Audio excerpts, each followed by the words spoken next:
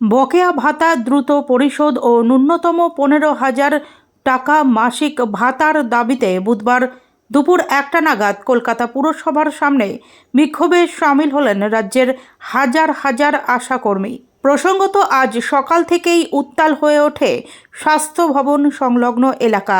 স্লোগানে স্লোগানে মুখরিত করে তোলেন চারদিক।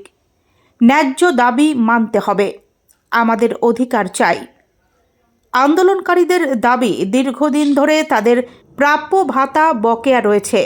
পাশাপাশি বর্তমান মূল্যবৃদ্ধির বাজারে সামান্য ভাতায় সংসার চালানো অসম্ভব হয়ে পড়েছে।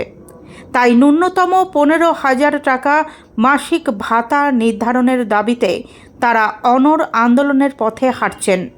এদিকে আন্দোলনের আগে আশাকর্মীদের সতর্ক করেছিলেন স্বাস্থ্য প্রতিমন্ত্রী চন্দ্রিমা ভট্টাচার্য। তিনি বলেন, আপনাদের রাজনৈতিকভাবে ব্যবহার করার চেষ্টা করা হচ্ছে, সেই ফাঁদে পা দেবেন না। তবে সেই সতর্ক বার্তা সত্ত্বেও পথে নামেন বিপুল সংখ্যক আশাকর্মী। সংগঠনের তরফে জানানো হয়েছে, এই আন্দোলনে প্রায় 80,000-এরও বেশি আশাকর্মী অংশ নিয়েছেন। দাবি পূরণ না হওয়া পর্যন্ত আন্দোলন চালিয়ে যাওয়ার হুঁশিয়ারি দিয়েছেন তারা।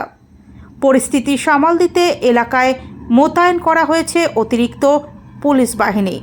বর্তমানে আন্দোলনের জেরে যান চলাচল কিছুটা ব্যাহত হয়েছে। প্রশাসনের তরফে আলোচনা করে সমাধান সূত্র খোঁজার চেষ্টা চলছে।